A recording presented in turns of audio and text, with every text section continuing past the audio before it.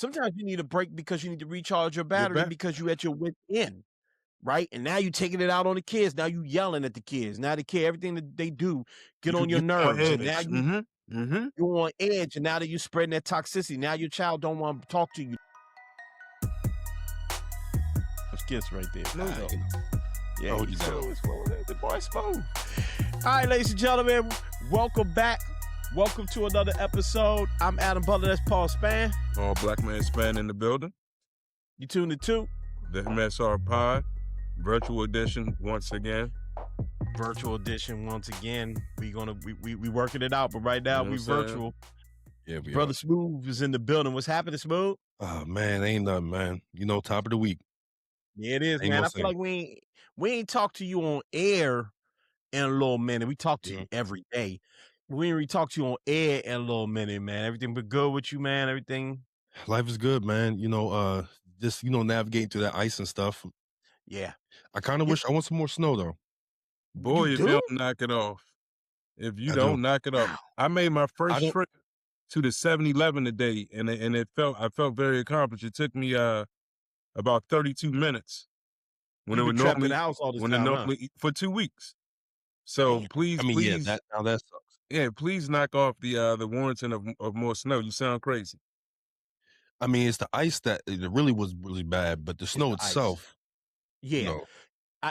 We had, here goes some boring weather talk for the audience, but we had like our first 40-something degree day today. Yes. So the shit is starting to melt a little bit. Like it's not like some of it ain't going away for a while. It's like literal concrete. Right. But it's starting to, at least you can walk on and you ain't slipping and falling all over the place.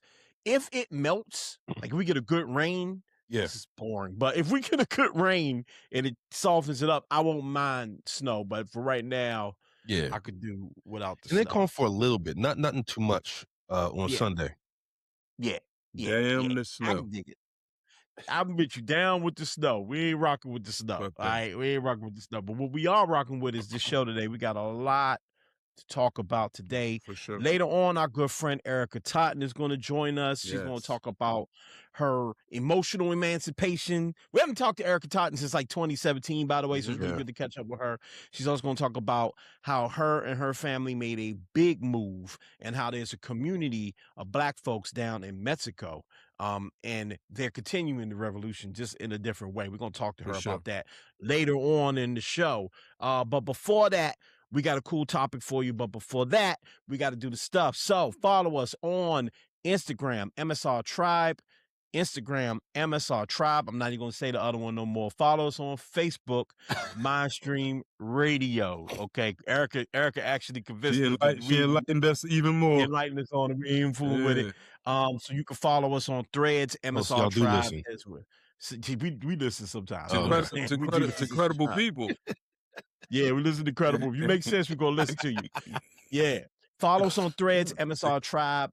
And go ahead and follow our Patreon, the MSR Tribe, as well. All right. We all over the place. We doing our thing. All right. If you're watching us on YouTube, thank you so much. By the way, go ahead and like and subscribe to the channel. Hit the notification bell. Comment on the video. Do all of that stuff. We building slow, man. We appreciate you all. Everybody that comments, everybody that participates, watches this stuff. We really appreciate you all.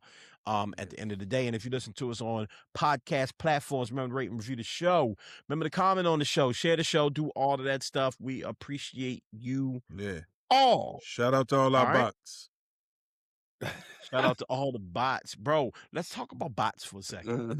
We got a lot of bots. Nargis pointed out some of the bots. Some of the bots are incredibly cruel. Some of the bots are incredibly sweet. Right. Some of the bots are like the kindest robots you'd ever. Nice. I really appreciate your podcast, and I really think that you all are doing an excellent job. White Swedish girls. Like somebody's aunt.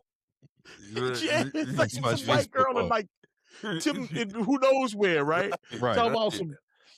You have a very handsome smile. Right, exactly.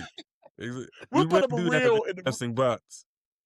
Yeah, we'll put up a reel, and the reel will be like, the Black man in mental health. We really need to buckle down. So we put up one. It was talking about like how like it's difficult. We put up one. This movie was like he's basically saying how it's difficult to navigate like being a modern man, but also like fighting all patriarchy. And this, and the girl was like, how intense he was.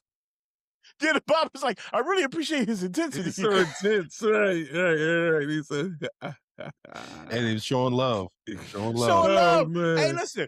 I rock with the bots if they showing love. Them bots we was getting before when they was basically calling us everything under the sun. It was wild. Was wow. Okay, but I live with a bot. The one girl that was right wing shorty or something like that. Whoever she was. I know that was a real person, Paul. Yeah, that was a real person. That's what it is. Well, she was a bot. No, that one. That person was real. That's funny. I remember because you showed me that one. That person that's an actual human. Yeah, but we really get bots on like YouTube Shorts. We really get a lot of, and those when we get like the nasty, like you need to shut up, like them Jones be crazy. But I will take a complimentary bot. Love it any day. Love it any day. I'm cool with it. Keep it coming, Danish women. Keep the bots coming, Danish community. Danish bot farm. Okay, I'm with it. Let's go. The Danes. We're right. We appreciate it. We appreciate it, yeah. Let's jump right into our first subject of the day right after this. So, as we've mentioned before plenty of times, we have like a little group chat. Shout outs to our group chat, by the way. Shout outs to LT, who never participates in the group chat. I don't think LT want to be our friend no more. LT might like something every now and again, and he might jump in and give you like a hey or a boom boom. You know what I'm saying? Like, LT, the last time LT said anything to any of us in the group chat was "Happy birthday, Paul." Right. We know how long ago that was. Okay. That's the last thing we heard from LT in the group chat. All right, so shouts out to him. Anyway, we have a group chat. We share ideas, we share jokes, we share, it's like any group chat out there, but we really use it to share ideas about the show. And Smooth posted something that we thought was interesting. Walk us through what you shared, bro. Yeah, man. So I go to the Washington Post and I read different things, and I came across well, actually, this wasn't from the Washington Post, but this is from the Heritage Foundation. Now, I know how a lot of people feel about the Heritage Foundation, but I thought it was very interesting because this brother had wrote a commentary on marriage and family, and the article is called "The War on Black Fathers." And I'm not going to read the entire article, but the key takeaways were: the public discourse involving Black family often writes men completely out of the picture. On every measure, Black children benefit from being raised by father and mother. And there will be neither strong families nor bright futures for Black children in America without a revival of marriage and restoration of the two-parent home. Now, of course, this doesn't fall too far away from it sounds kind of weird to say the right wing, because it sounds like family should be every wing, but this does align with the whole family component that the right and the Heritage Foundation wants to push out, because they believe in family, the institution of family. And I thought this was very interesting because it was a Black man writing this article for the Heritage Foundation, right? And of course, Black people could be conservative or whatever. Yeah, sure. But it was a very honest view, and I know that historically we have kind of scoffed at the idea of the Black family to a degree, because it is a right wing talking point. But it does speak to the welfare state. It does speak to how people they prioritize finance over family. But it's a scholarly article as well, right? There's some quotes, and there's definitely stats in there. But it's basically fighting for the family structure.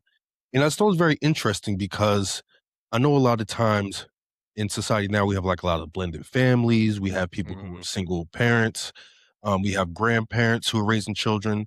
But this kind of hones into the argument that there needs to be more of a family focus in this country to be able to build the country back strong again, that the family is the cornerstone of not just the American dream, but the American experience. And I thought that was very interesting. So I posed it for the fellas and for Nargis. Yeah. And to me, there's several components to it. The political component is the least important for me right now. Not to say we can't talk about the political. I'm not dictating anything. I'm just saying for me, I'm not about to address it right now. I do want to address the idea of black men being eliminated or ignored, right? When it comes to the family. If our good friend Jenks Morton years ago, we talking like 2012 maybe, went on like an active campaign kind of debunking the idea of the fatherless child and the fatherless household by reframing and redefining what the household means, right? Now, the literal definition of a household can't be denied, right? My income, your income, children inside of house, group morals and everything, lessons and everything being taught from a family unit, right?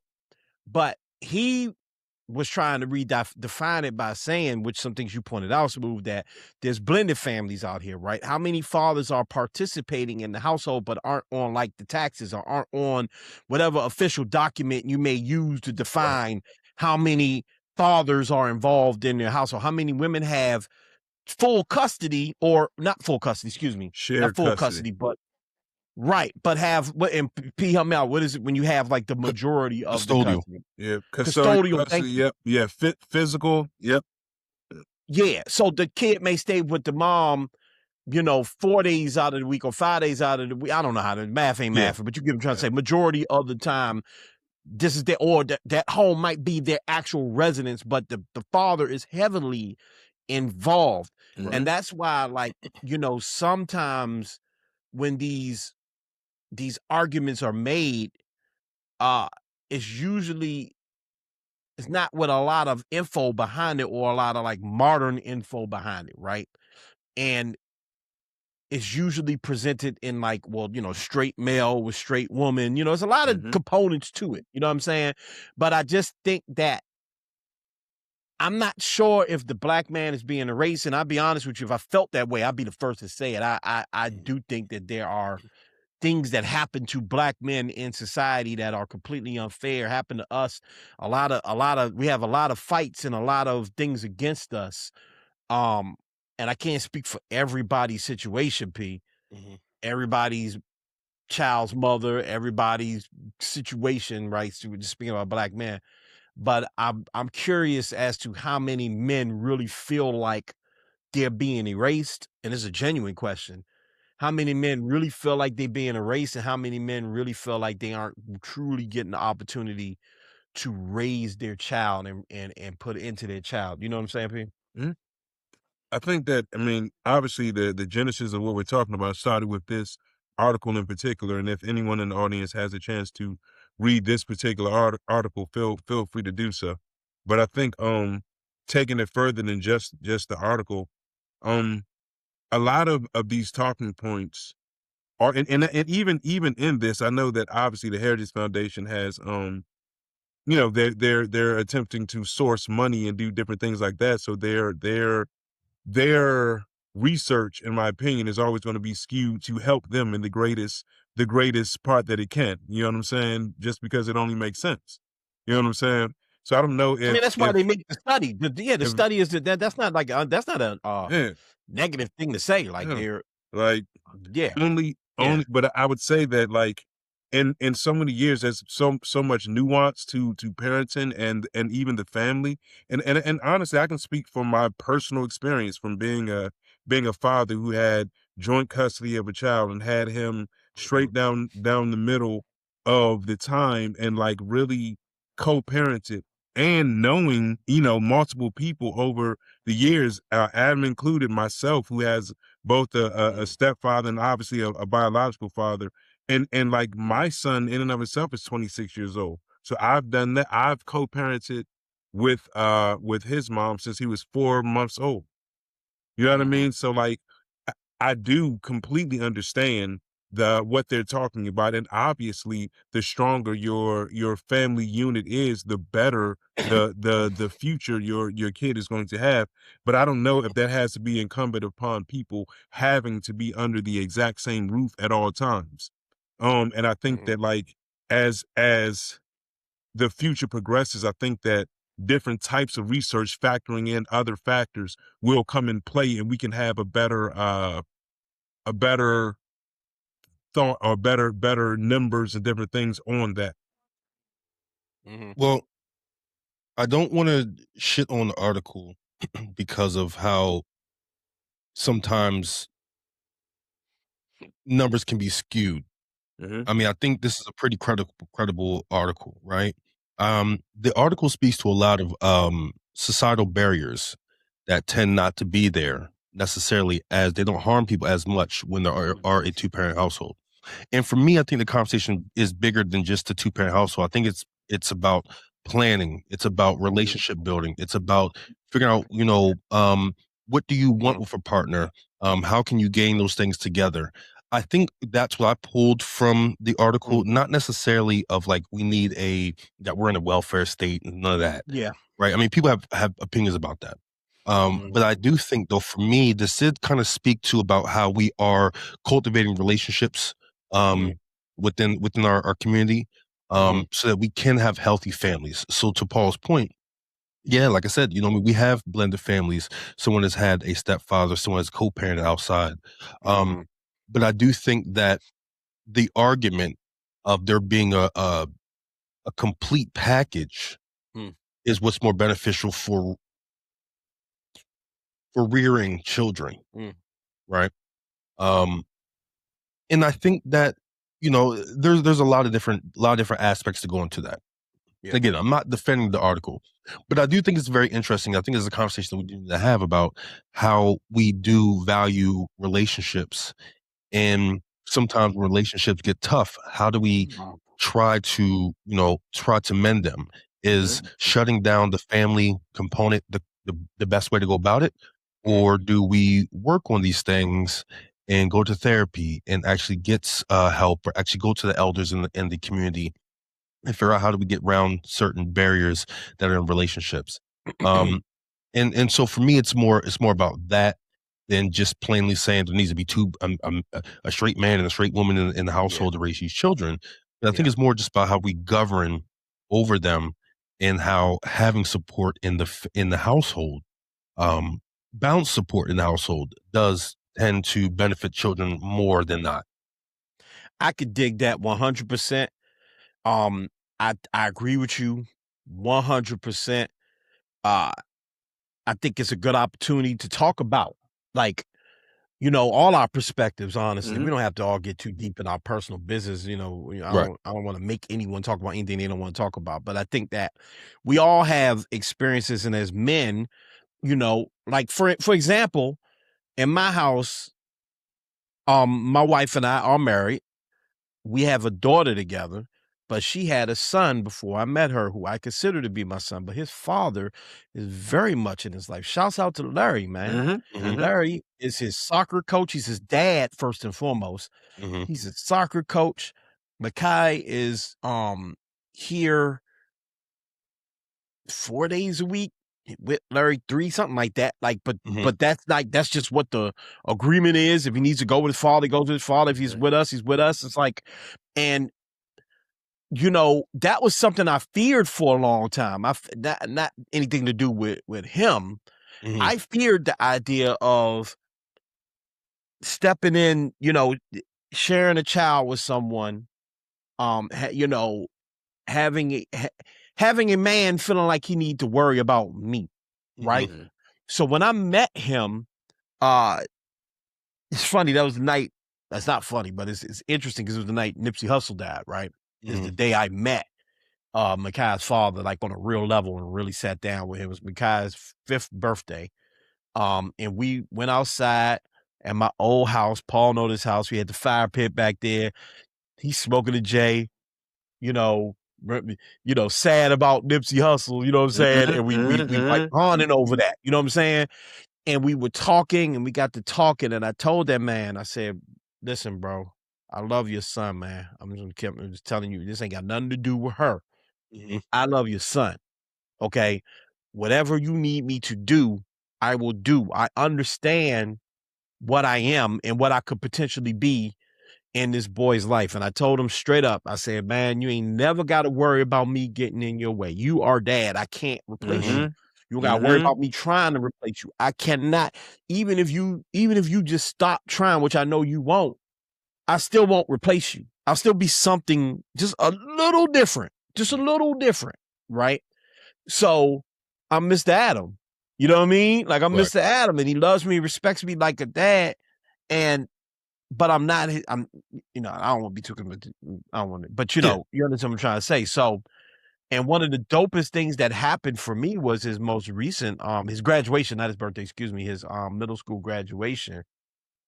Larry came up to me and was like, bro, I want to recognize you and thank you for what you've been doing. And I could have melted into a puddle of fucking tears, my nigga. Like that shit meant something, because this could be a problem, you know what I mean? And him and Jen have their problems, you know. They have their own fight, and it's even interesting in that. So I don't want to ramble, but it's even interesting from that perspective, because when they have their issues, I have to step back a little bit, and let them handle that, which is hard as I'm her husband. You know what I'm saying? Not like he be disrespecting her or nothing like that, but I gotta let her have it out with another dude and like figure it out. You know what I mean? And then I have to find my ways to step in and to put a button on my point, because this is something Paul brought up. The reason why I understand that is because I have a stepmother. I have a stepmother. I was raised in the exact same situation. My mother is my mother. My mom, I love to death. My mom didn't go nowhere. My dad just got remarried and I happened to live with them. So I have this new woman in my life that I have to respect. And she's like my mom, but she's not my mom. And so, you know, when we initially saw this article, Smooth, and you asked me in the group text, well, you know, I said there were some things I disagree with, and you were like, what are they? And I purposely didn't want to have that conversation there. You know what I'm saying? Because my initial thoughts was this shit, man. But as we talked about, me and Paul talked about it, you know, as we talk about it, I'm able to, like you say, extrapolate out of it what makes sense, what doesn't, and realize there's a bigger conversation that has less to do with the Heritage Foundation and more to do with just like men trying to navigate co-parenting, blended families, nuclear families, all of this stuff that, you know, in a modern age, we're trying to do.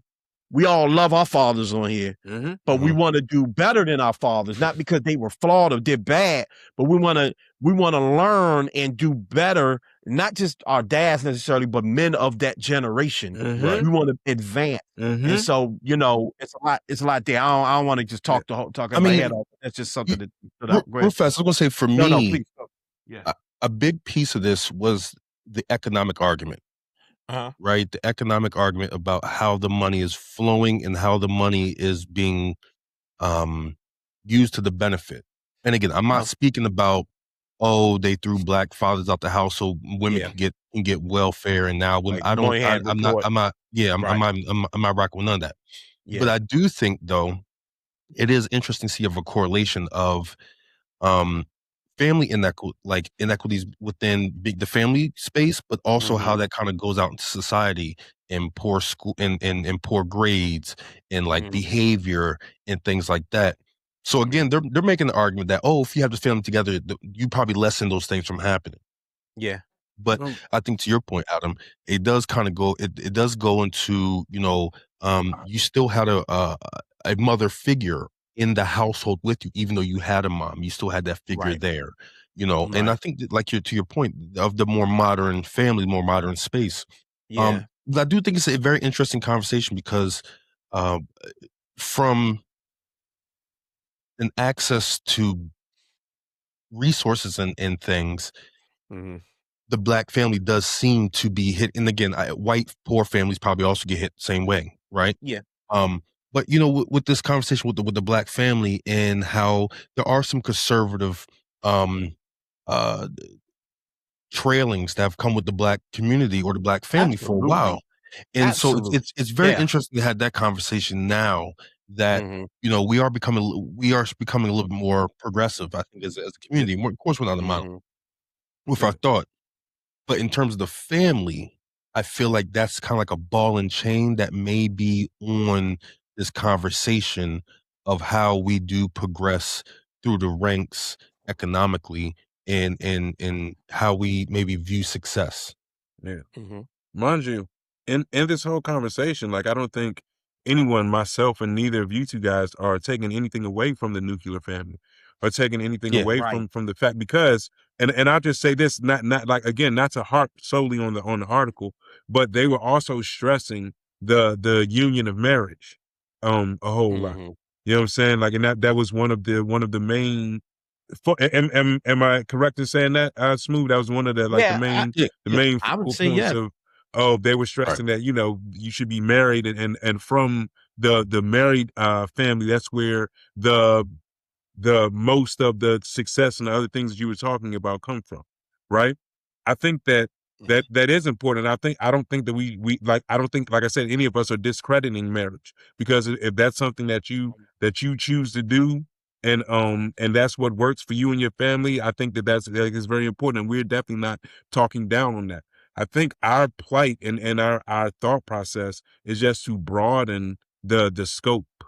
It's just to broaden it, and knowing that and I would say this, I think that it's important for us, like, people that are of a younger generation of parents, and I'm 48 years old. I'm a whole grandfather now, right?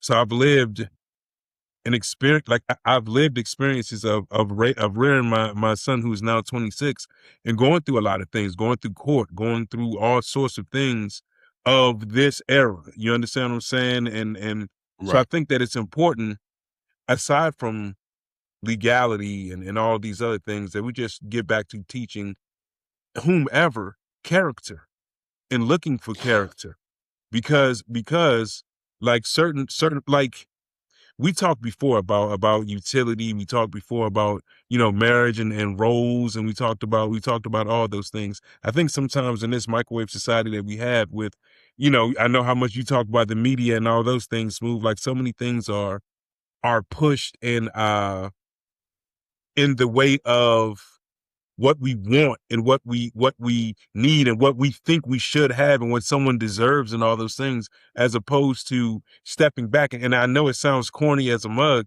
but actually looking at character, because that will dictate the way that a lot of those other things, whether you choose to have the nuclear family and you be completely married and y'all carry out things in a more traditional way, whether you know, you have a bonded relationship where, you know, you and that person are together, but you can still comfortably, you know, rear children. You know what I'm saying? So I think that, like all of those factors, it factors in when we talk about moving forward and being better and teaching more. Like, I don't. But Go ahead. I think that's the conflict. I think the conflict is, how do we streamline the character, right? How can we talk to the character if we don't know where the character's coming from? So I would imagine that being in a nuclear family, there is a fused ideology within the household that would go with morals, ethics, X, Y, and Z. I think that you're right. We should look to those things, but I think that the legality and a lot of the other framework tends to help the yarn not be unraveled.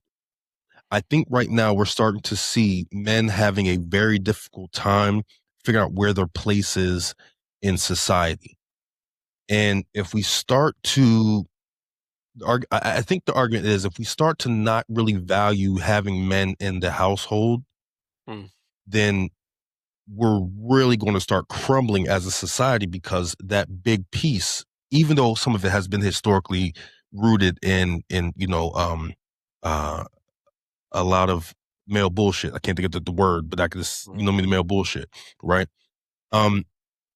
But now with men trying to figure out where they're supposed to be in this space, there has to be some defining roles. There has to be some defining things that will help push forward this structure, and that will better people moving forward in terms of how they are supposed to view this thing.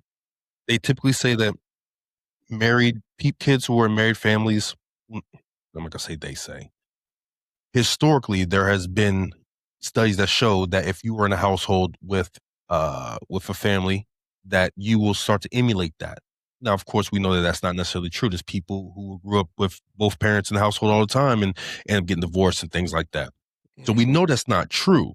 However, I think there is something to the fact of that if we have these synergies together, that we can start to view an idea of what community looks like. I think the idea is trying to put these frameworks back together. Now, the house may look the way you want it to, but is the framework still stable enough to be able to support young people in their maturity? I think one thing we never talk about is village, and I think a lot of people that like to reminisce and think about back in the day, in all situations, by the way, not just in terms of family. A lot of people, especially black people, back in the day, we had more of this. Back in the 40s, the 30s, the 20s, we had more of this. But why, right? What opportunities did we not have? How much did we have to depend on the village at that point, right? So we talk about rearing children and being able to instill like principles and morals into children. It doesn't just come from mom and dad. I will tell you straight up, as the married guy on this stream, marriage is not about the kids. You could be in a toxic marriage, right? And create a toxic household that can have impact on children for the rest of their lives, right?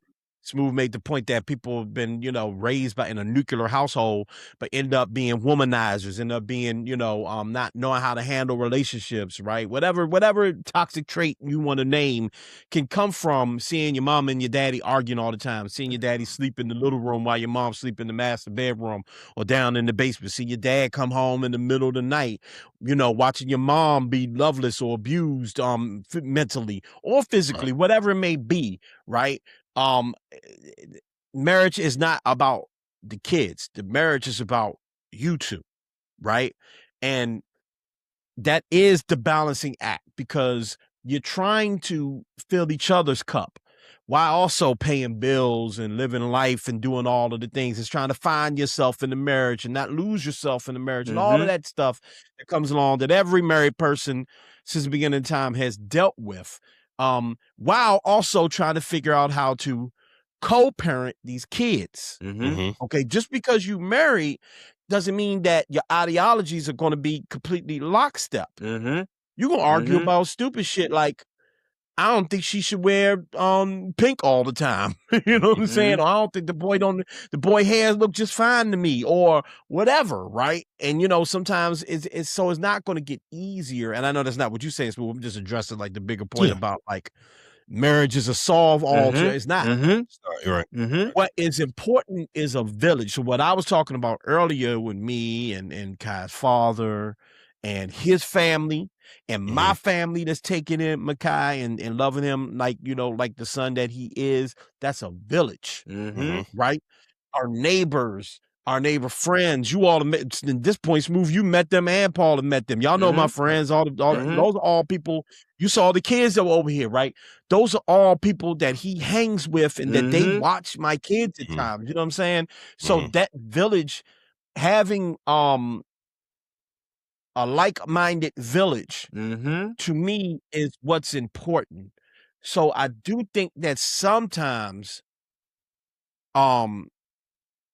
people get caught up in thinking about themselves and the relationship with the man or the woman, the baby mama or the baby daddy. Do I like her? Does she like me? Right? And then that's where the toxicity comes from. I don't like him, so I don't want to deal with him, so I don't really want him to come pick up his kid. I don't like her, so I don't really want to deal with her, so I'm not going to show up as much as I would really need to, right? I still love her, but she got a new man, I'm angry about that. So I'm not gonna go shit that man hand and go say to him, let's me and you, bro, get on it. First of all, let me get to know you and figure out who you are and what you about. And then, hey, how could I use you as an asset? As I said earlier, I told that man, use me as an asset. I'm here. You want that man to dribble the soccer ball 10 times, a day, 10 do 10 sets of 30 push-ups or whatever. I will make sure that happens when you are not up in here right now. That's a just blessing. Really fast. I'm sorry. Just real good. I just want to land this plane and I'm done. That is also much easier said than done. There's a lot of factors. So I don't want to make it sound super easy. Like, man, hey, your baby mother got a new man. Just go shake his hand. He gonna be cool. You don't know. Okay. Or the same thing for a woman. You don't know what that woman, I get it. But I think that the thing that we should be focused on more than can I get back, and you do what you got to do. If you feel like you need to get back with the mother of your children or the father of your children, you want to try to build that bond back up, that's perfectly fine. But remember that you're doing it because you want her or you want him. You all can figure out how to raise that child together if you really want to. And you can figure out how to have a community around grandma, granddad, uncles, best friends, whoever, that can help you all rear that child. Go ahead, Smooth. I was gonna say it's a blessing. I think that, being able to have two mature men to have that conversation, I think I don't know how common that is, but it sounds like it's a blessing for your wife, and for your son as well, and for both you gentlemen, right? I sometimes, when I think about like toxic relationship, in my mind, it's like, well, all relationships are toxic to a degree, right? Because we're human. And so we're going to give off that level of toxicity in our relationships. I think it's how you manage the toxicity. Right. And I think that's where big pieces comes in, is like just being able to communicate, the communication between the two people to be able to raise a child, whether you're in the house or not, because there's some people who live in the same house, have horrible communication skills, can't go on the same page. And there's people who are outside the household that have amazing communication skills. But if you're able to have those main communication skills, how does it now benefit not just the child, but how the two parents relate to each other? And I think that's a big piece of it, is that it's like children end up single family households at a young age, because it's like there's ego involved. There's a lot of things that are involved that we have to kind of get around.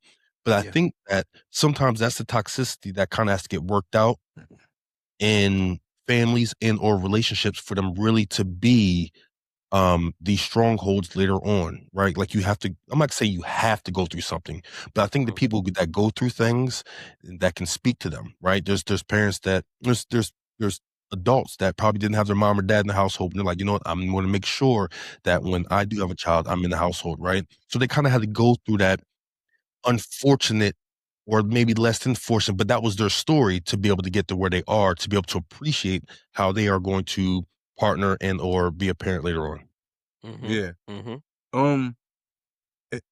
In my experience, like my parents have been married for 44 years. I was married for 9 months at a very young age. And after that, like, assumed the role of co-parenting, right? And like Adam was talking about, for one, Adam is a part of my son's village. Like, I was in college with my son. Like, Adam remembers, we can talk, and this is what I'm talking about nuance, about all sorts of things. I'm a very young man, probably 22, 23. And as I'm at my, taking my college classes, my mom would come drop my son off with me, and he would be there. And he's around all of us. But like, Adam taught my son how to program a board. You understand? You understand what I'm saying? My son was at 13 years old making $50 an hour running a board for certain people, because of that was just the element of his community that he was around that allowed him to do so.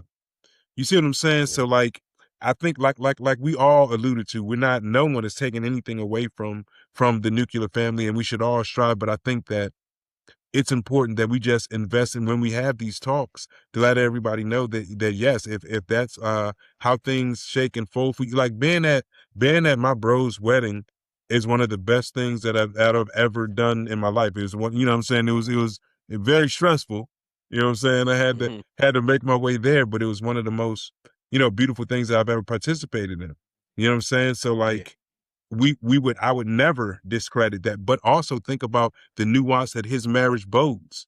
And for me personally, like I had any boyfriend or anyone that my son's mother ever had, I just went and talked to them. Just like Adam said, look, bro, I'm never going to teach my son to disrespect, because I'm going to teach my son respect regardless. So all the way across the board, I'm going to do that.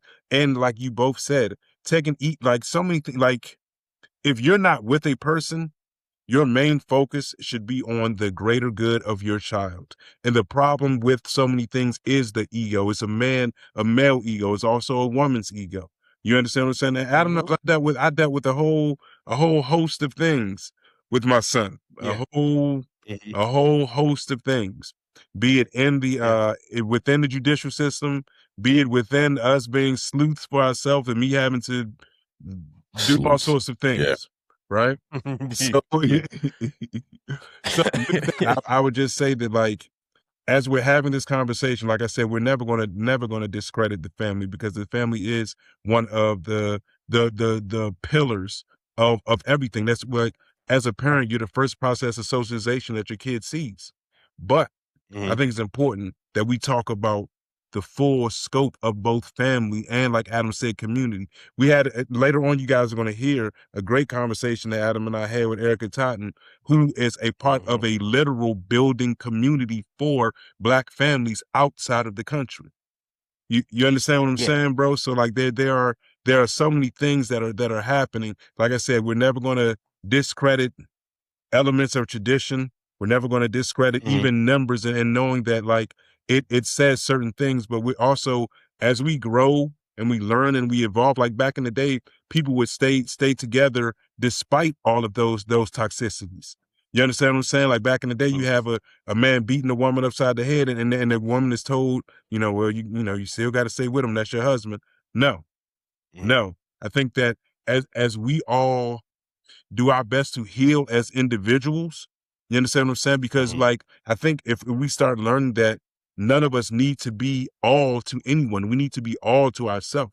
And the closer that we are to being all, to being complete as ourselves, then when we are able to link up with someone, there's the two full individuals. You understand what I'm saying? So understand we're making a decision to be together. I don't need you to fill my cup. I'm here with you, and we're building something. Right. You understand what I'm saying? So I think that like we're never going to take anything away from tradition. We're never going to take anything from the nuclear family, but we just want to bring the broader conversation and keep talking about our elements of truths and the way that things have changed over the years. Right. But what is family? Right now I'm pulling the smooth, right? Like I'm gonna ask these big questions, big philosophical questions, right? Like, what is family? But really, like, what is family, right? Because we keep saying the family, and I know we're talking about the nuclear family, right? In a traditional sense. If that's what works. Right. But what is the family, right? Like, we know people that have grown up in all sorts of situations. We know people that are foster kids. We know people that grew up with their grandparents. We know people that uncle raised them. We know people that got, that's close with that don't even know who their pops is or their moms is, but they had their stepmom, whatever. People parents unfortunately had to work all night, and big sister and big bro was really the parent up in here. And that's what I mean by village. Like, to me, it's village, right? One, you need village, just again, as a married man, sometimes you need a break. Sometimes you, not because you just need a break for selfish, well, it is for selfish reasons, but not maliciously selfish reasons, right? Right. Sometimes you need a break because you need to recharge your battery because you at your wit's end. Right. And now you taking it out on the kids. Now you yelling at the kids. Now the kid, everything that they do get on your nerves. And now you're on edge. And now that you're spreading that toxicity, now your child don't want to talk to you. They don't know how to approach you because you're tired all the time. So you need a break. So you need to be able to call somebody and say, yo, pops, can I drop the baby off and the boy off? Me and Jen just want to sit in the house tonight, or we want to go to the movies, or we want to, because we need a break. Right. So, that village is the thing that, again, this isn't about that report necessarily or about people that believe in marriage and strong bonds and family bonds and nuclear family bonds. It's not about that, but it's about thinking outside the box, because in 2026 and above, you have to. Yeah. Things are going to happen you can't even control. We aren't living, many of us, we talked about this actually on our last episode with Nargis. Many of us aren't getting married for utility. Many of us aren't getting married and being like, you know what, now that I'm the man and you stay home with the kids, I go to work. Right. She got to work. I got to work. My wife has a demanding job. I have a demanding job. Not to mention I do this, right? So what's happening with the kids then, right? My wife out right now because she need a break. She need to go out with her homegirl. What I got to do, I got to make sure the kids is fed, put together, make sure the boy down there not tearing up the basement, make sure my baby sleep. But I think that does something for you. That does something. I'm not saying it does something for you like you're doing it for a purpose, but I do think that it does give you purpose. No, it 100% gives me purpose. It most certainly, everything I do for them. Right. Just like everything you do for your boy. Everything Paul do, he do for his boy and them grandchildren. That's everything Nargis do, she do for that little girl and her boy. Okay, that is anybody worth their salt would agree with that. Right. If you don't, then you know, and it varies. I don't want, again, you got to have your own. I don't want to go on a tangent about that. You know, it's not you're not. But it's okay to say I need to be me. I just want to make sure I say that to the audience. But does that legitimize? But does that legitimize the position, right? So when you give the position purpose, and that man is living in his purpose of being a family man, being a father, being a provider, those things, it now starts to create a framework of the younger ones seeing that. Like, I see dad's tired. I see dad is burning the midnight oil. You know, it's like those are the things. Like my son says all the time to me, like, yo, you're my hero. It's like, all right, well, I need to even start doing better so he can start, you know, to see things differently. And I think that, you know, when you're living in your purpose, whether it be in your career or in your household, that radiance starts to bounce off of you and people start to feed off those things, right? And so I think that that's another part of this conversation is knowing your purpose and really putting your best foot forward, right? Like, being a husband is not easy. Being a father is not easy. Being a provider is not easy, you know? But when you do have someone that's equally yoked, that's able to do same things with you, when you do have someone who understands, you know, hey, I know you have this going on, let's compromise. And you're able to get around those things. I think that people around get inspired and say, you know what, that's dope what I'm seeing. Everything in child rearing matters. Like everything. Like everything that we do, even down to the most minuscule. And I'm not saying that that everyone is going to be perfect or anything of the sort, but like we are setting the framework, and whether it be a more traditional framework or whether it be someone, like I said, like myself and like Adam and other people who've done things differently, but no, like I take a lot of weight on fathers because I'm a father and I don't know how to be, you know, anything else. So like, I think that it's so important that we create environments. We create environments for the mother of the child, whether you're with her, whether you aren't. Even her mental stability, it should be important to you, because if your child has to spend the lion's share of their time with her, it's important that you know where she is mentally. It's important, and I'm not talking about like waxing poetic to her or anything like that. I mean like being available to if there's a time where she needs some ease or anything like that, or even being enough in tune to know that, you know, I want this environment and I want the safest thing for my child. You know what I'm saying? Whether they're with me, whether they're not with me. Like, I think sometimes even with a lot of this court stuff, people start getting bitter. They get bitter over child support. They get bitter over certain things, and they start, like you were talking about, Smooth, not communicating as well because they have their own personal bias. They're thinking about their pocketbooks and thinking about this person's getting me, and now maybe I don't come over and pick them up, or maybe when I'm with them, I'm asking what was going on over at your mother's house. who is she? Right. You understand what I'm saying? I'm making issues and making a snack. a child right. Anybody been eating your food snacks? You know, and I'm putting a child in adults' business that and understand like children love their parents regardless. So when you put them in that position, and like I know one thing that I made sure to not do with my son, I didn't want him to think that he had to be two different people. You have to behave one way when you're here with me, and then when you go over with your mom, you have to behave a different way. And I'm gonna, hound you about what you did and all those things. Nah, man, like it's the greater good of your child should be at everyone's forefront. And however that looks and however you all can frame that to the healthiest degree, that's what should be done. Right. I was about to get mad at you for a second because I thought you cut me off, but I realized my mic was on mute because I was like, hold talking. And that's why me and Smooth was laughing. I was like, this thing just cut me off. Like, he was rapping. I was whole rapping, but my mic was on mute, so I'm not mad at you anymore. I was about to go in. I'm like, say, hey, Paul, bro, how you going to cut me off? No, but that's a great point, though, sir. I understand exactly what you're saying. I do want to just revisit that village point because what Smooth said actually contributes to that, right?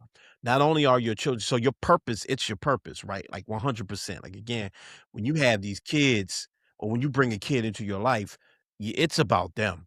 They can't take care of themselves. You're here to take care of them, and then you love them too, right? But you also have to make sure that your personal battery is charged, and when people see you and they recognize that your purpose, they want to be part of your village. Yo, I'm walking August to daycare maybe about a year ago at this point, right?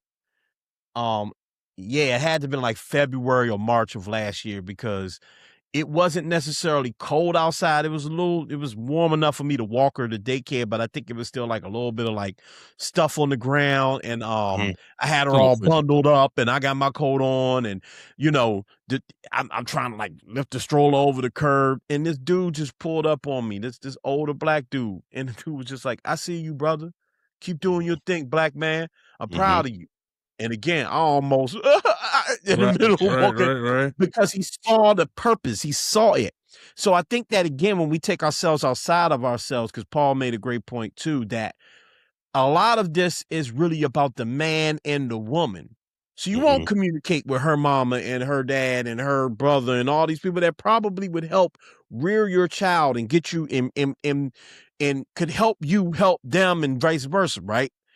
Because you mad at her or she mad at him. So she's not thinking about his mama and his brother and his sister and all these people that would help her when she needs them, that she could call and be like, yo, I'm running late. I need somebody to pick up my baby. Let me call his sister. Let me call his father. Let me call his mama. Let me call his cousin. Let me call, his homeboy. Let me call Paul and see if Paul can, let me call Smooth and see if Smooth can do, you know what I mean? Like that's what I'm saying. Like when you take yourself outside of what you need and what you want from this person or what you wish you had from this person or how angry you are at this person and start thinking about the kids. And that's why I say like with marriage, one thing, Jen and I have talked about is not arguing in front of the kids, not yelling in front of the kids. I'm saying we have it. We certainly have. We married people argue, right? It's hard. Should probably challenging. Very, because but it makes us put them first just in that moment because the argument is about me and her. It may need to be had, but it's not right then and there. It may need, but it ain't about them kids. It's about me and her. It's about how I feel. I'm mad at you. You mad at me. And selfishly, we're going to yell and scream at each other right now. Right. And the kids are sitting right there and they don't know what you know what I'm saying? So we have made that choice. That's putting them first because the purpose is them. You know what I mean? But so you know, bro, that's a maturity thing. I think that that's a tall task, I think, sometimes to ask of younger people. Like, I can't imagine in my 20s having a child. Yeah. Right. Or even trying to build a relationship. Like, I don't, you know what I'm saying? And so Paul, I salute you, being a younger father and attempting to go one route. Not saying it's the correct route, but attempting to go a route. You made a decision. It didn't end up the way you may have ideally wanted it to, but you still did that and you still stayed the course throughout Anton's life for forever, to this day. Damn, I lost my point. But yeah, though, I think that maturity comes to that, right? Being able to have these conversations now is like hindsight to a degree. Able to be older and kind of have these reflections, but you have to remember people are rearing children at a young age, right? Village. Yeah. No, I agree. But no, I'm agreeing with you. Just to interject for a second, because we now, this conversation we having as pretty much like me and Paul, middle-aged men, right? You almost a middle-aged man, right? This knowledge that we have to give it to young men. Right. If Nargis was on here, the knowledge that she has, she would have to give to young women. Right. So what a lot of young people that were having kids back when Paul was having kids, right? Back in the 60s, right? They didn't have anybody to really, rear them and talk to them. Right. I mean, I'm sure some people had some people, but now that we understand, you know what I mean? Like, I'm willing to talk to anybody about marriage. Like, I'm willing to talk to anybody. It's not like I'm a 20-year man. My story is still going and going. Still you know what I mean? Yeah. But, I could fuck up tomorrow and, I'm not, but you know what I'm saying? But,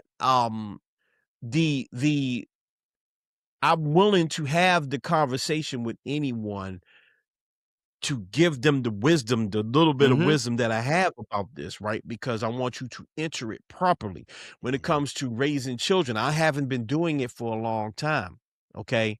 I met my son when he was 5. He's now 11, about to turn 12. You do the math. It's not a very, very long time, That's right? still But it's a decent chunk of time, but I'm not Paul. I hadn't raised a grown man. You know what I mean? My daughter is 2 going on 3, right? But even with that wisdom that I have, anyone that asks me, I will give them the wisdom that I have, especially a black man or a black boy, because I want you to be prepared. So when I was making that point about doing better than our fathers, again, my dad is amazing.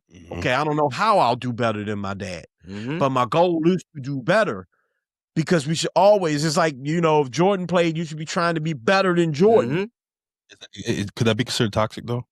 What do you mean? Well, I don't think not if it's not done in a toxic man. Listen. We'll see. No, we'll see. You're adding. Well, I want to know what do you mean about how could it be? I'm curious, really, seriously. So trying to obtain this goal could, in your focus on it, could make some missteps. Whereas though the game is your game. Right? Like what your dad did, Pete, what your dad did, what our dads did, phenomenal. Yeah. Their jerseys are hung up in the gym. But does that have to be something that we are trailing after? Right? I see what you're saying. Like our own legacy about how we maintained in these times and spaces. Yeah, because times are different. So I just wonder, could that be considered? I think I misspoke. And so what you're saying is fair. And I realized I did misspeak because I made the point earlier that it's not necessarily about my dad or your dad. I knew what you meant, though. I mean, the men of that generation. So right. I do stand by that. Because I think we are better when it comes to our mental health, very much and so. our emotional maturity. Okay, and I think we should be proud of that, and I think they're proud of that, right? Yeah. So that's what I mean by like my dad used to just bust out crying, like, and that was one thing I learned from him, that like men cry. Like we joke with him all the time. They're like, Andy, cry with, but that was something that he was weird to be. He was weird for doing it at that time. It was not a no. That's why it was such a key in our family. Andy would cry because like this man. Because if it were my aunt or someone that cried a lot, that would not be a weird thing. It would be kind of funny, but it wouldn't be like she just cried. But when it's a man, a black man that looked just like me, basically, willing to shed tears out of happiness, out of sadness, whatever, right? That was odd. Now that is not odd. If I cried on camera right now, you all would show concern, but it would not be like, the fuck is wrong with him? It would be like, well, you toxic, so you probably would. But right. You know what I'm saying? Like it's so that's just an improvement from the men. And even when it comes to dealing with the women in our lives or our kids. I said earlier, you know, like, and it's real that was playing on our page a few days ago when we talking about gender roles and how men kind of hold it in. They want to fix we want to fix everything. But when we aren't saying that, if we don't feel like we have the space either with your kid's mother or with your wife or whoever, right? If you don't feel like you have the space to say, I'm tired. And again, I can only speak for what men should have the space. I can't speak to how women receive it. We should probably have, you know, I hate to make Nargis representative of women, but maybe we should have like a women's panel on sometime to talk about how women receive what men say. I'd be really curious to hear what 40-year-old women have to say. I know what they used to say when we used to do these shows back when we was 20. Okay, but I'd be curious to see what, you know, but just to land this point, being able to say, I'm tired, but that doesn't mean I'm quitting. It just means I need a moment. I misspoke the other day, or I was a little mean earlier, or a little short earlier. Here's why. I've been having a hard day, or I've got a lot of shit going on. It's not about you. I apologize to you, but you should know where this is coming from. Instead of being like bottled up so tight that you just explode one day, and that's what men of the past would do. And men still do. You know what I mean? So that's what I mean by doing better than the men. I know what you meant by that. I was just real fast. I'm not sure that's toxic. Is my answer? Yeah, no, I was just, no, I mean is I mean, I think just the chase in general, like trying to succeed something, chasing ghosts. Yeah, but it could mess up the purpose. Yeah, I agree. Trying to, you know, not emulate, but again, trying to chase a ghost. You should. I see you, Paul. Trying to chase a ghost. You don't want to chase ghosts. You want to, like with anything, you want to be doing it for purpose and for balance and for good mental health. So that's what it keeps it. That's the separation between toxic and a good, healthy thing to do. Go ahead, P. I'm sorry. I know you were trying to jump in there. Exactly. Like the thing is, if you think about what worked for you as a kid, right? We can think about the thing, like there are certain things that I can think about that happened with me as a kid that I still harp on to this day. And I'm a whole 48-year man. I still think about it. Not that it slows me down, or not that it takes anything away from me or anything like that, but I still think about it. So in the healthy way of being better, I think it just means like taking elements that we know that did work for us and then knowing, well, you know, maybe my dad wasn't the best communicator at times. So what I will try to do is I'll be sure that not only am I showing tough love when tough love needs to be shown, because I'm not saying that that's not an element that needs to be done at certain times, but I also make sure that I'm also an effective communicator. I've also made sure that I can show my son that I show care also.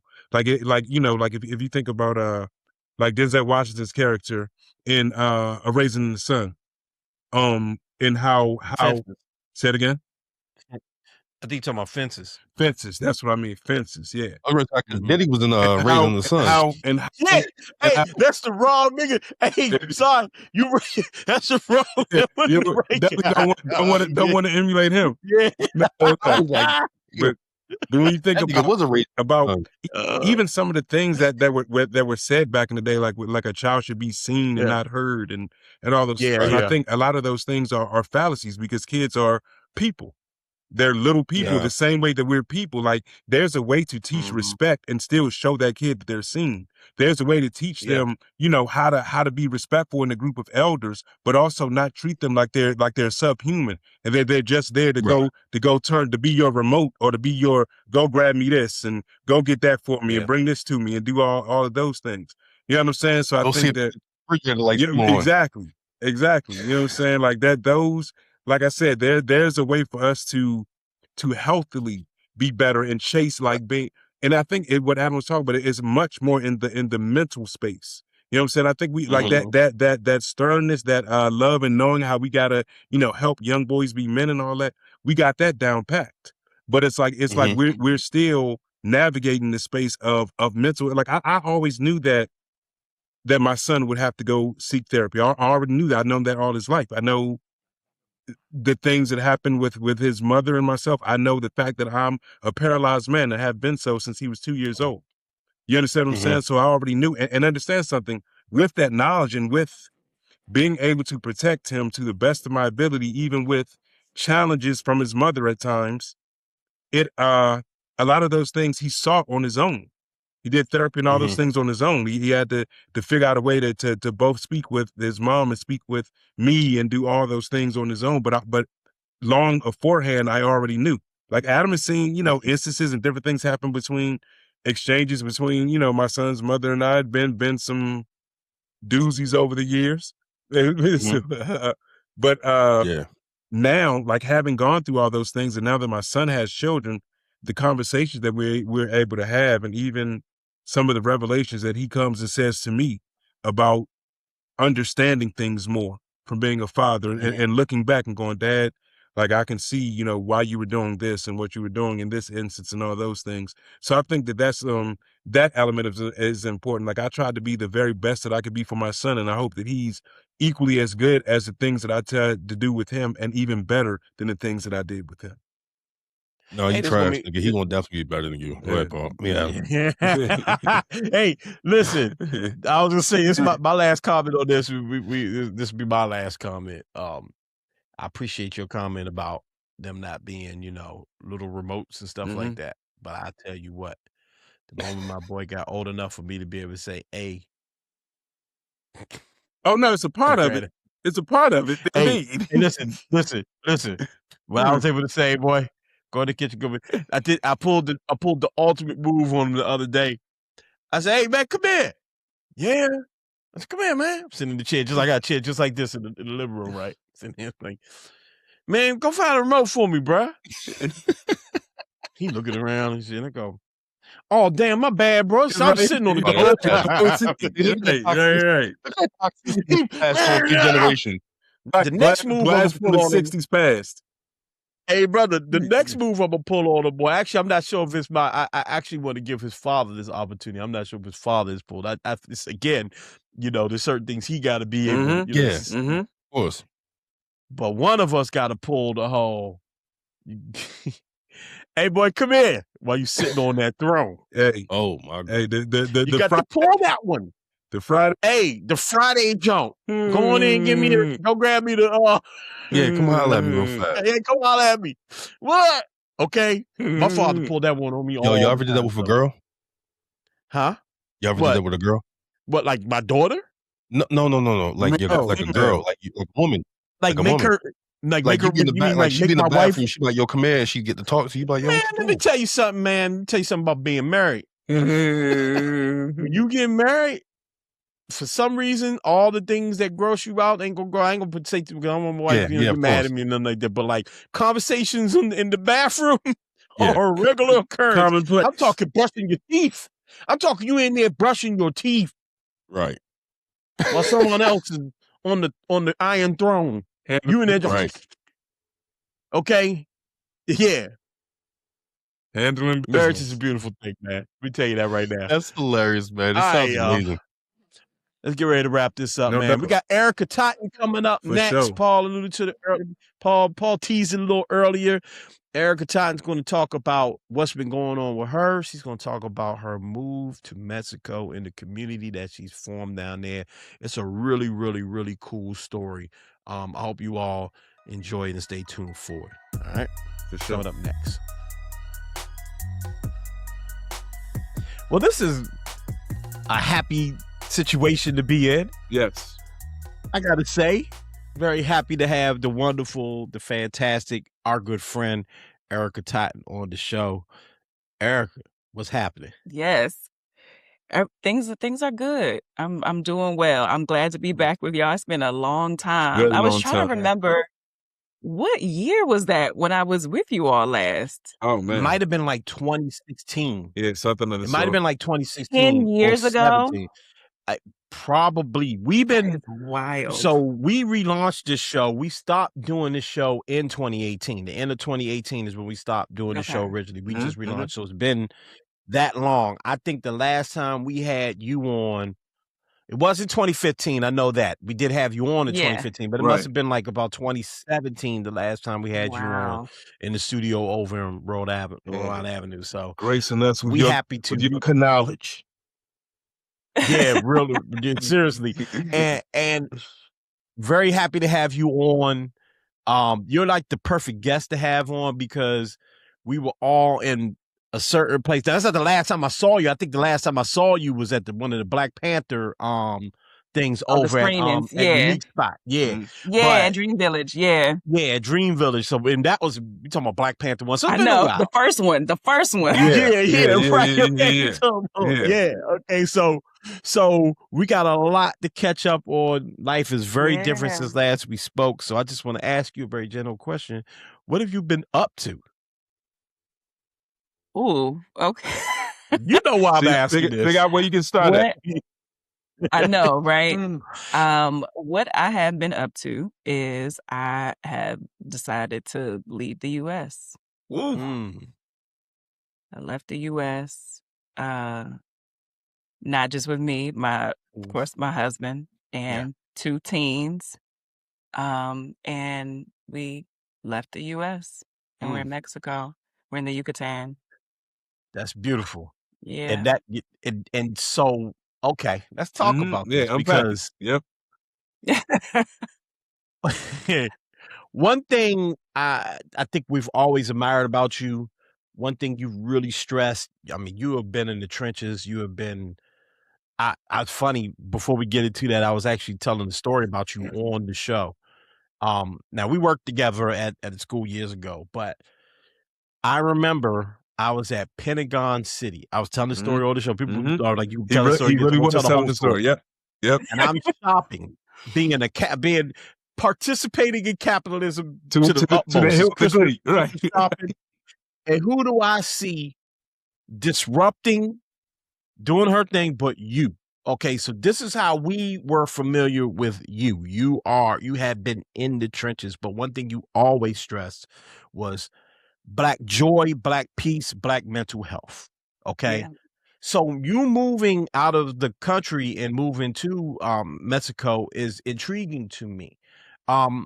If you don't mind, what were your reasons for packing up and leaving the US? Yeah, for us, it was really about our mental health. And there was a point where I looked up and realized I have about 4 summers left with my children before they go off to college. Okay. And I was talking with my husband, and I was on a sabbatical, almost a year-long sabbatical in 2024. Okay. There was a lot of grief that happened in 2023, of course, compounded grief with everything, but then some really some personal grief. My husband lost almost every member of his family to COVID. Oh my man. Yeah, he had a lot of elders that were in the South. And my cousin Monique was the first homicide of 2023. Wow. And so there was just a lot of grief, and the incredible community that I'm a part of, the Wild Seed Society, saw what I was navigating and was like, you need a sabbatical. You need a year-long sabbatical. Yeah. And it made sense to me because I kind of knew intuitively that 2025 was going to be pretty wild. And for me to be able to show up in the ways that I'm used to and holding space for people, that I needed to take 2024 to rest because people are not prepared for what's coming in 2025. And so when I came back in 2025, this was coming back from my sabbatical. It was right around the time of the inauguration of Trump. So he had won again. Yeah. And I said, I don't have it. Yeah. I don't have it to try to survive this again. I don't have it to get my husband through this again. I don't have it to get my children through this again. Wow. I don't have the same capacity that I had. And I looked at, there was a point in our healing, in our journey, this is not just something that I teach about, it's something that I live and curated my life as in this way. And so that praxis is all throughout my family. And so during the time of my husband being in his grief, him as a Black man working for the federal government from the South, in his 40s, trying to figure out what is joy for him beyond productivity. And he discovered macro photography. And so he was really into that, and then he started doing astrophotography. So there was a point, I bring that up because he had all types of telescopes and lenses and all of that. And at some point, he stopped buying lenses and started buying things to protect his family. Wow. And realizing that something shifted, and I saw the shift in him. This was around the time where, federal government workers were being told to send the 5 things that you did this week to Elon Musk. Yes. Remember that? Yeah, I do vividly. And yes. He was a part of those federal government workers that had to send what he did. Wow. And I just saw the impact that it was having on him. And it was just very clear to me the people that we would have to become to survive this was not fair to our children. It wasn't fair to us. And at one point I said, I gave this country 41 years. Yeah. I'm not giving them another 40. And I'm not giving them my children or my husband. Wow. So we can steal all of this shit. I don't give a damn. Wow. Yeah. Wow. And because nothing is more important than that. Like, we have a choice. Yeah. Wow. And so there was a part where I really asked, like, if my ancestors had the possibility, the resources to leave when they saw what was coming, what would they have done? And it was very clear to me that they would leave. And we had that option now. And so we made a different choice. Wow. Wow. That is extremely, extremely powerful. And not to backtrack, just for people that may or may not know, what exactly is a sabbatical and what do yours consist of? Yeah, so I started this sabbatical practice probably maybe 2020, 2021. And so I work for myself. I still am, excuse me, a spiritual life coach and facilitator, community healer, and facilitating spaces around the country to support healing from internalized racism, internalized oppression, stress, all of those things. And I knew that in order to maintain the quality of the work that I do and the depth of the work that I do, I had to have a practice, a very intentional rest practice. And it wasn't just like weekends. I needed time off where I wasn't facilitating, wasn't coaching anybody. And my natural rhythm, I want to hibernate in the winter. And there was a part where I realized, me working for myself, I get to choose that. And so a sabbatical is an extended period of rest where you are not working. And so I started doing winter sabbaticals. I knew I needed at least 90 days off. And it takes about maybe 30 days to kind of recalibrate your nervous system. And then to actually really be able to deepen into rest. And so I started doing that. And so I would take December, January, and February off. And so I've been doing that for about 5 years. And my extended sabbatical was about 15 months. Wow. So, wow. Yeah. Wow. Yeah. I mean, people don't think about that, and it just listening to the entire story that you told, and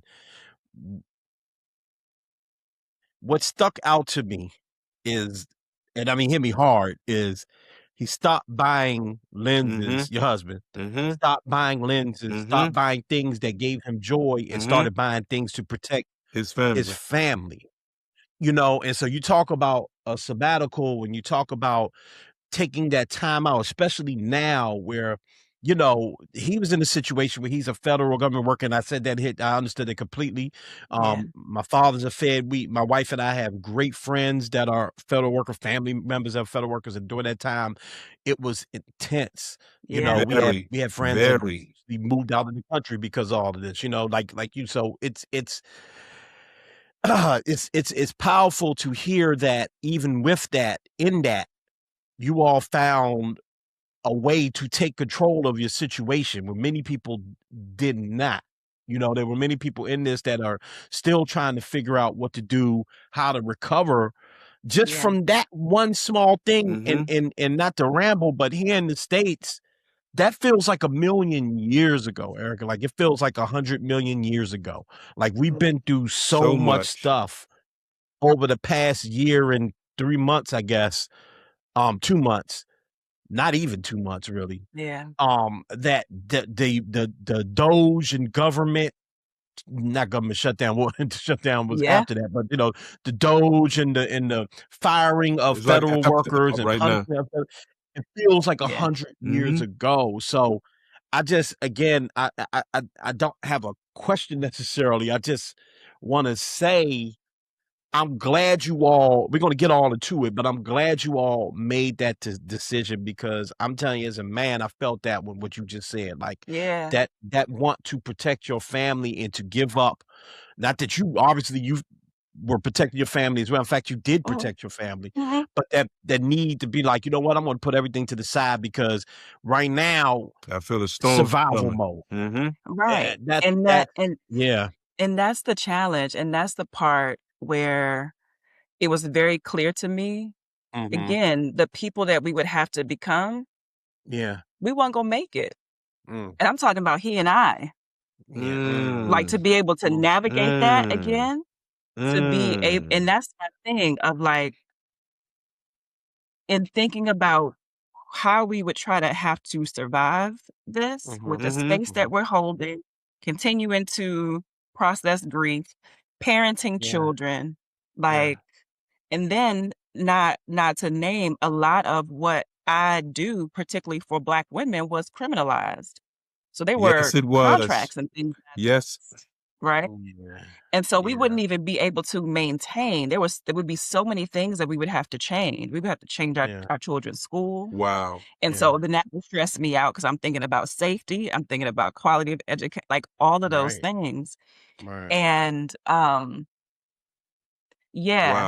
it to me, it was like it makes sense that to look at what is happening. It was very clear to me, you know, that it was clear to me that we needed to be out before the summer of 2025. And it was, when I tell y'all, our children's last day of school was June 6th. We were in Mexico June 8th. Wow. And when we made the decision in January, well, actually, we made the decision in February. I was talking with my husband about it. We made the decision in February where we were like, at least let's just get our temporary residency. So we have an option, right? Let's just get it. If at most we overreacted, right? At least we have a place for anybody else that wants to come to be here. It's a full community that is creating space for Black folks that are leaving the U.S. That is awesome. So that's the part for me. Like, this wasn't just like picking on a map. It was strategic of going where there is, and part of why we chose the Yucatan is we wanted to go somewhere where the values were aligned. Like, we were in America because that's just where we were. That wasn't a choice. And our values never aligned. They never align. So continuously pushing back, right? We can continue to do that, right? And it's important that people do. for me, in the work that I'm holding, I needed to be well to continue holding that space. And if things changed and you know how close we were to it, like being in the city, right? Yeah. Like Yeah. I'm too close to it to then be trying to survive it myself, help my kids and my family survive, and help my community survive with the tools that they need to navigate this. And so being in the Yucatan where the values are all about family and community and children, and not this, you know, this grind, and it's about our health too and wellness. And so, and our spirituality. So there's so much alignment here. And when we got here, we were welcome. The Yucatecan people, literally, I remember when we got here in like June 8th, and the following week was going to be Juneteenth. Let's go. And there's a Juneteenth celebration here. Let's go. Oh, wow. And we were driving to the Juneteenth celebration, and my son was looking at TikTok, and he just kept saying, "Mom, we got out just in time. We got out just in time." This is my 16-year-old son. Wow. And I said, "What are you talking about?" Because I had unplugged a bit. He said, "The U.S. just bombed Iran." Yeah. And that was on the way to Juneteenth. Wow.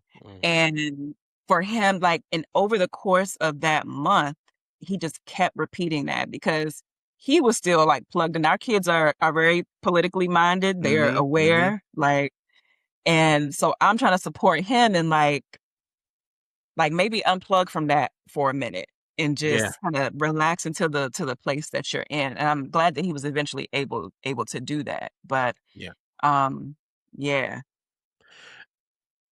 So the community down there, you mentioned that there was already a community of Black folks down there. Yeah. Tell me about that. How did you find them, and how did they, what was the genesis of creating that community down there in the Yucatan? Yeah. So the community is called the Black Merida Experience. So I'm in the city of Merida. And it is created by an incredible couple, Eric and Nicole Hatch.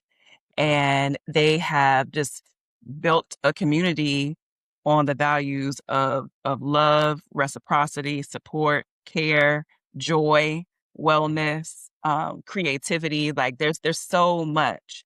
And there are consistent spaces that the community just gathers like every week. You know how we talk about in the US how, you know, there's no real third spaces, right? It's spaces that you have to go and buy something. Like that's the third. It's no place where you can just hang out, connect, meet with the same people, right? Right. And that's how it is here. Wow. And I think they have only been here for 2 years, just about 2 years. But the way that they are building community here and the intentions that they have with it, it is truly being in alignment, being in community with like-minded people who are like, we are low-key building a stop of the Underground Railroad when our people need to get out. Wow. And there's a space That for is them. incredible. Yeah. That is incredible. It's really, really dope. I bring up my brother oftentimes on the show. Adam knows this because he and I have extensive talks about a lot of things, and he himself and my nephews have visited within the last 5 or 6 years. They've probably been to 14 different countries, and he takes my nephews and they go and essentially scout places. Like he goes places, he goes to see, you know, how this would work and how I could do this and what the boys like and what the education level is like and all those things, just because ultimately his goal is to not be here either. You understand what I'm saying? Because it is such a it's such a love-hate marriage that being Black or being a person of color has to face here. You know what I'm saying? Like knowing, the abusive relationship. I mean, like very much so, and especially in having the knowledge of whom and what we truthfully are, and have you know, people continually, you know, punching and spit in your face. Like it's such a a burden to have to deal with. And I applaud you and your family for making that decision and even having the wherewithal and the resources to be able to do so. Now, because you are a person that has been boots on the ground, do you ever have people that say like you kind of took an easy way out or sold out because you left and you're not like strong and here and in the fight? Actually, no. Awesome. I'm glad that's the answer. Awesome. I'm glad I haven't had that. If anything, it's people that don't know me or like strangers on the internet, which typically only happened like with TikTok. But you know, once all that went down, TikTok is off my phone. I don't I don't have that on my phone anymore because of Trump taking that over and using it to surveil people. And so we talk about that right Yeah. That's a wrap. Yeah. I'm like, you ain't getting me. That's why you when we go through the little when we go through the little rundown and I'm doing all the like the call to actions, you know, the CTA, I always go and TikTok. Oh man, you know what? I don't think we're gonna be on TikTok anymore. Always is like it's like muscle memory to say it. So that's why we laugh. Yeah. Because the audience, I'm sure they're like, oh yeah, Adam told us don't look for us on TikTok. It's not even worth it's not worth it. Yeah. It's not worth it, especially if you're still in the States. Right. If you're, you know, they're snatching people up if they're anywhere near a protest. Right. And you know just how it was during the time when we were in the streets during BLM. If you were a Black person in the vicinity, they assumed you were a protester. Right. Yeah. Right. Yeah. Right. Yeah. So it's just not safe. But I'm grateful. I'm grateful that the folks that I'm in community with and people that I serve, I still do emotional emancipation circles. Let's go. They are excited for me and happy for our family and have even come to visit. That is right. And I always encourage wonderful. people to come to visit, you know, to come either stay with us or stay in some of the places that we know and experience the community here. And I think it's important for people to see us doing it and how we're doing it, to know that it's possible, that it's actually somebody that you know and trust that did this for their family and are making it work, you know? People have migrated for safety all the time. Yeah. You know? That makes me feel so proud, man. Yeah, it's and one of the tactics. It's one of the strategies. You know, 100%. Some people stayed and some people left. Yeah. 100%. You beat me to it because I was gonna, you know, it's when the 2024 election, I should say, happened and Trump took office, specifically from Black women more than Black men. You were hearing the sentiment was, "We're tired and we're done." Yeah. And I think at that time, and that's why I understand Paul's question, because but I'm glad the response was not aimed at you, because I think at the time people were like, well, wait a minute, how could you be done? How could you? We need to get this guy out of here. We got to fight together. We got to do this together, right? And I think over time, people understand that, especially what's been going on with Minnesota and some of the conflicting opinions on not about whether those people should be dead or not, because they should not. But a lot of Black people trying to figure out where their space is in this and how far they should fight in this. And I'm not here to comment on that. We have made our comments on that. We think you're supposed to fight for people. That's where we stand on MSR. But we always try to open our hearts and understand why someone would even go, I can't have this fight anymore. Right? So when I think about Black women and how much energy Black women have put into the fights over the past 10 plus years, and all of and I think about you with the emancipation circles and all of the mental health and all the things that you've been doing all of the years, just I can understand. Because it's not quitting, in my opinion. Yeah. It's just protecting your peace. Yeah. It's making sure you don't collapse and fall apart. And as you say, you on the verge of not making it. Yeah. You just protecting yourself. And I I've said this 100 times.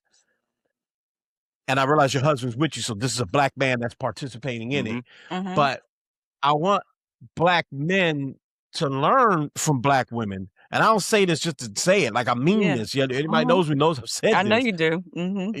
I want us to learn from that, because we have to protect our peace too. Because I'm seeing some of my brothers go crazy right now. Real live. Like, I'm seeing my brothers go crazy. They don't know what even over like Bad Bunny. They don't know they're mad at Bad Bunny because they're not getting the attention that they feel like they should be getting as a black man. You know what I mean? Like, it's weird. And it's like there's no logic in the conversation. It's just, you're just upset and you don't realize it. You're in a place that's driving you. There you go. Yeah. You don't know right from left right now. You're not mad at Bad Bunny. Yes, it's misplaced anger.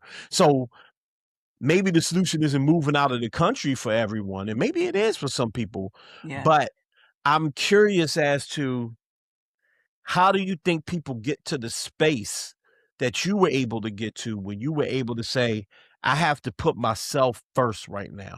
It doesn't mean I'm dismissing the movement, or I don't want Trump out of office, or whatever it may be.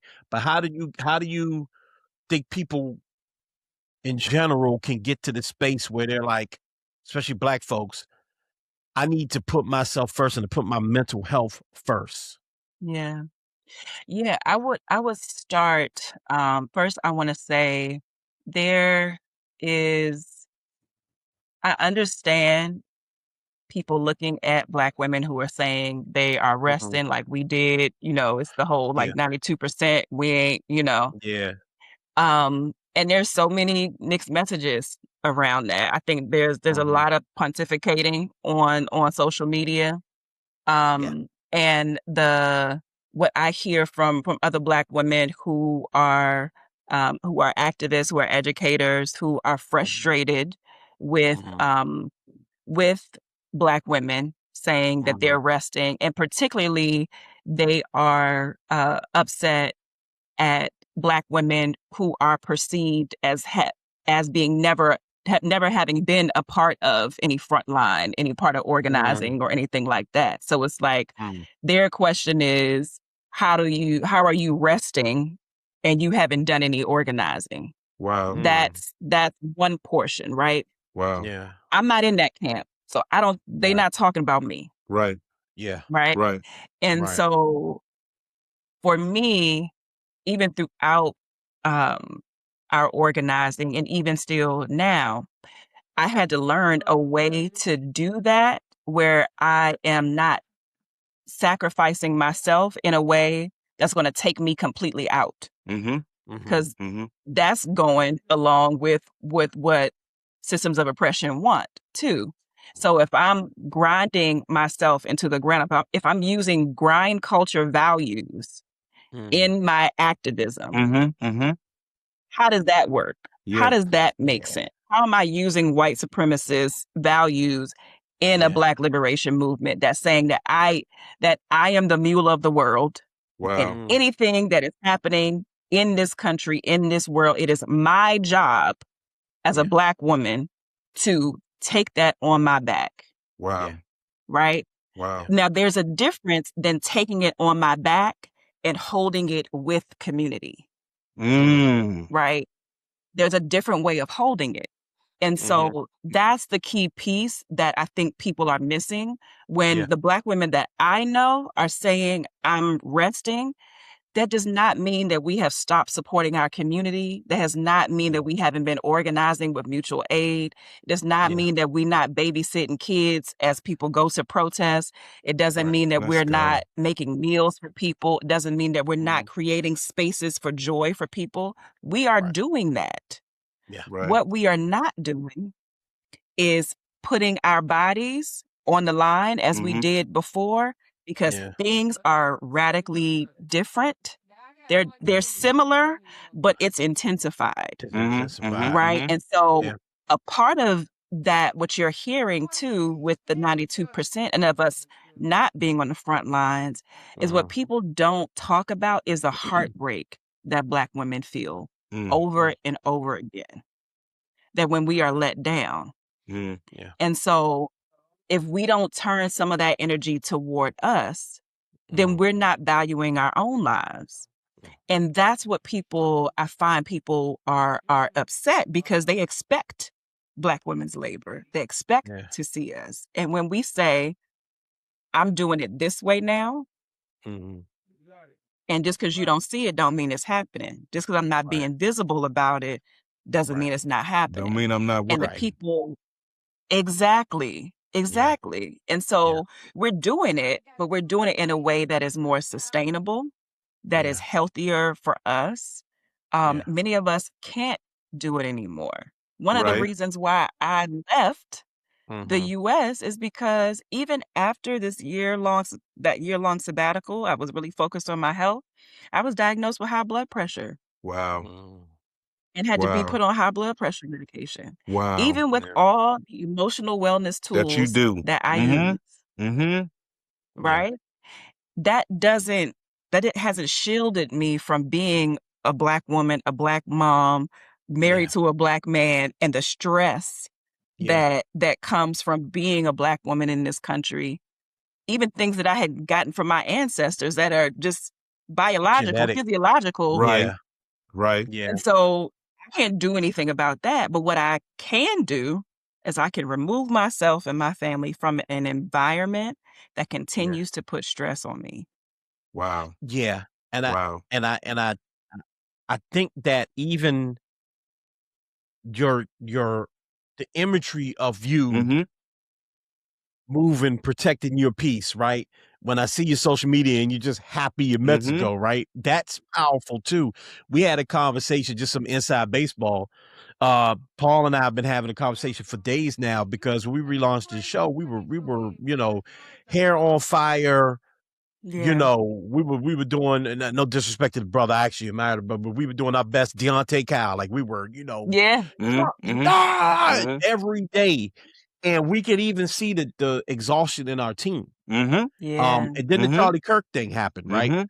And for the first time ever, Erika, the first time ever, Paul and I considered not putting up a show because we'd already did our record and we were fire and brimstone. We were speaking truth, right?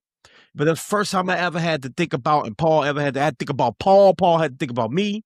I had to think about our teammates. I had to think about I had to think about my wife. I had to think about what happened. And from there, we've had a couple of more, fire and brimstone shows because that's who we are. But we've been talking recently about not giving up the politics and the social commentary because here we are right now, still having it, right? But what else do we offer people right now, especially in our age group? We're in our 40s. Exactly. Right? What do I offer people as a form of entertainment and as a form of just food, just food? What are we offering people? What are you feeding? And so we've been really thinking about that, and we've been really saying we come to the conclusion that we care more about people's mental health right now than, because people know what's up, and we're going to always get the information. Again, we're having this conversation with you right now. But we want to feed them something that's going to be calming and also doesn't shock their nervous system all the time and keep people all wound up about stuff they already know. And so we've been trying to find that balance as well. So I appreciate this conversation because I never thought you were out of the fight. In the least bit. I know in the least bit out of the fight.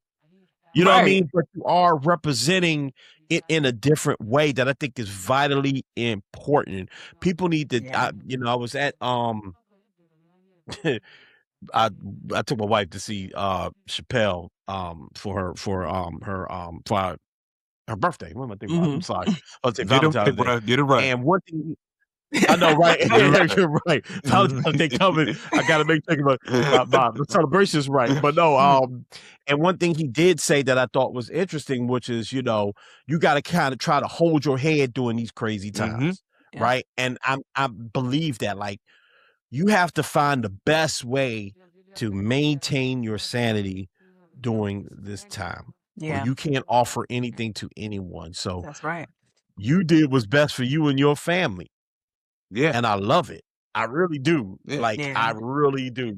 And it's incredibly, I really do. It's incredibly brave. And I think that even this thought process and introducing this mindset to people, right? And the fact that you literally just let us know that there's an actual community that's being built, right? Maybe everyone doesn't have the resources right now to do the exact same thing that you all have done. However, putting this out and putting the theology in the air and letting people know that with whatever element of time that you need, it is something that's possible, and that there's a waiting community here waiting for you. And I think that even like in my brothers and I's talks, we talk about that being all over the place. Like I would imagine that it's so refreshing to think that there are, and I know that right now, I know that what are the guys that are building? They're building multiple communities in Kenya right now. There are multiple the guys from what is that podcast name? It's going to come to me, but that's just this ideology is so refreshing. You talking about Akon for a minute? No, I'm not talking about Akon. I was talking Akon is doing that for his wives. But no, but just in that, it's just so refreshing in these times, because you really have to think outside of the box. You really like you can't be complete like gung ho and rah rah. And even now, with the implementation of the internet, with the fact that what we were already talking about, the fact that these people are watching you on, like we get all sorts of videos flagged and taken down, and we get when we get to talking about a few things, we get every bot possible on everything that we do. You know what I'm saying? So and real quick, just to add, not only did we get bots on those videos, this is one of the reasons why we had to talk about protected peace. Wildly disrespectful bots. I mean, they calling us everything, and I mean calling the woman on our show and the other brother on our show, and calling me and Paul. I mean, wildly enough to break you, honestly. So I just wanted to jump in on that. I just think that navigating that space and moving forward, I think this is such an important conversation, and I love that. Like, I always let everybody know I operate in two realms. Obviously, I know how important participating in the system is. Like, I know that it's important because there are certain things that we like have to do. But I always been a component of people joining together and thinking outside of the system as well. Like, I think that it's things that can be done. Like, I think that we should never think that we can't walk and chew gum. Like, you can still go vote, but you can still gather with the community of people and go, you know, what else can we do? How else can we do things directly for us? So I think that's important. And I appreciate you for coming on the show and explaining that. And just, I'm appreciative that you all and your family get to live that. Like, I love that. And I love the answer that you gave me when I asked that question. It made me feel absolutely wonderful. And even that is an important part of it. Yeah. Absolutely. And, you know, a part of that too, like what I want people also to understand is that I appreciate and receive you saying that it takes a lot of courage and bravery to leave the only country that you've known as like where you live. And I think for what isn't talked about for those of us that have left the States is the amount of grief and even survivor's guilt that we experience. And for us, it's, you know, this wasn't a decision like made lightly. And there's a grief that is still very present. Wow. You know? So it's still being able to be here and present in our lives and what we're building, and also have our hearts and people that we love. And so we can't like turn our eye away from that. And so that's the part that's like, you know, it's you got to have some level of harmony. I don't think I believe in the word balance anymore. I think sometimes you're, you know, I think harmony is important. And so that's the part that I think people don't talk about as much of, like, it's, yes, we are thriving here. Yeah. We are thriving here. And it's not to say that Mexico is perfect. There's lots of things like with culturally that we just had to shift, right? We're not coming in as like trying to shift, like we are Right. The culture is the culture, and we are a part of it, and honoring it. And so we're learning that. I'm still learning the language. So estoy aprendiendo español. I'm still learning. But to be able to be a part of a culture, again, that you are welcome. You aren't othered in that way. The amount of people that when I first got here saying that you are home, right? And the legacy that Mexico had for enslaved Africans. I don't know if you all know, in the Constitution, it says any enslaved person who steps foot on Mexican land is free. Wow. And so it doesn't mean that there weren't enslaved people that were, right, but there are Afro-Mexicans that fled and that were actually supported by Mexican folks to come and be here. And so having that legacy, choosing a place like this, choosing the Yucatan was like, it was very intentional. Not just with the community here, though that was a big part of it, but it definitely was the legacy of this country and the legacy of this land in particular. The city that we're in basically was like a Mecca. It wasn't a place that people lived. So prior to colonization, it wasn't a place that people actually lived. It was a place that people came for spiritual connection and spiritual. So the land is really rich. It's really, really healing.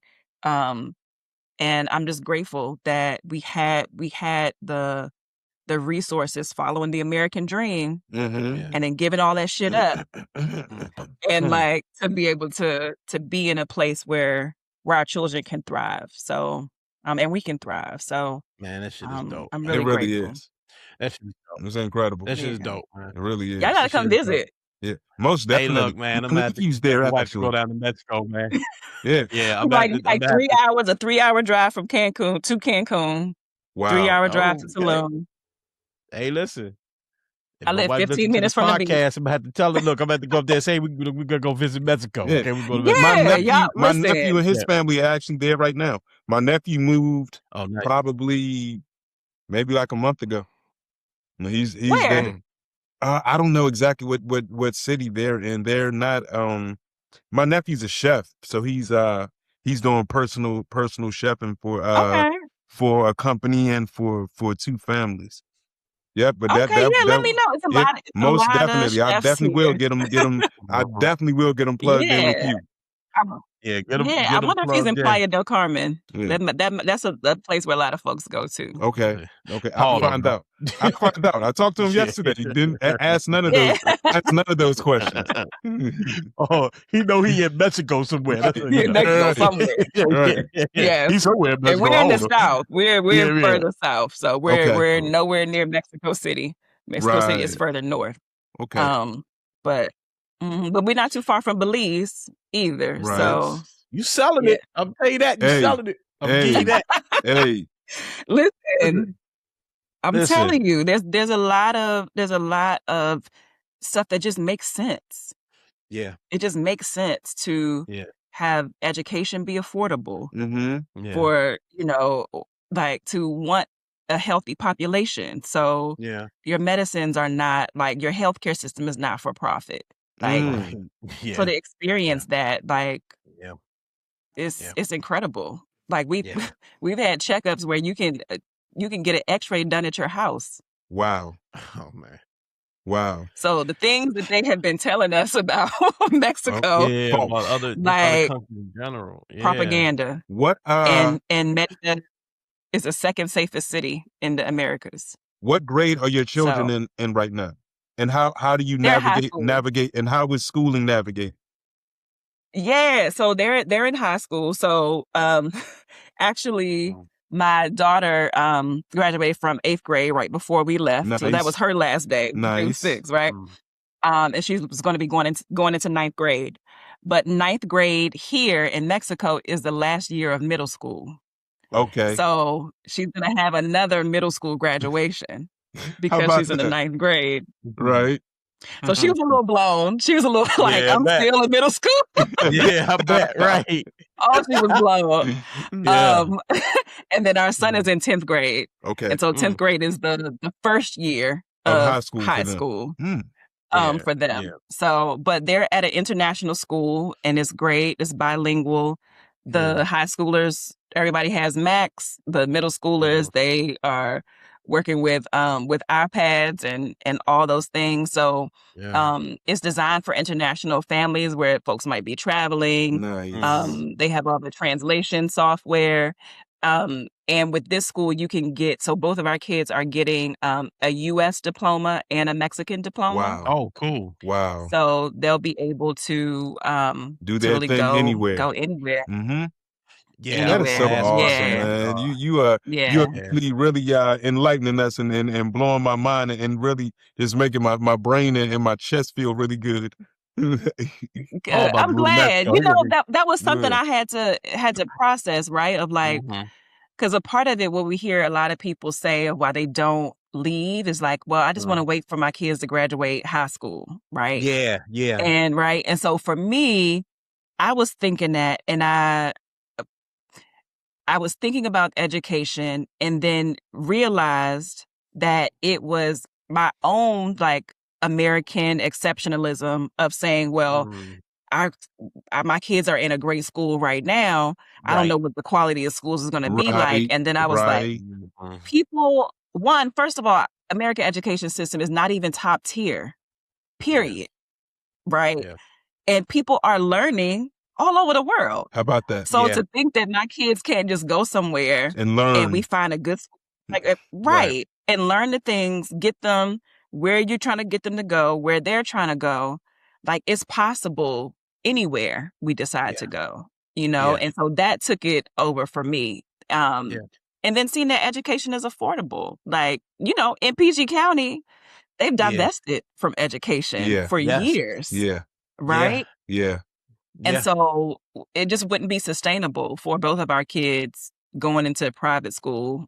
They were at Bishop McNamara. Right. Well, my son was. Wow. Good old right? Bishop. I know about that school. Yeah, definitely. Both kids in there.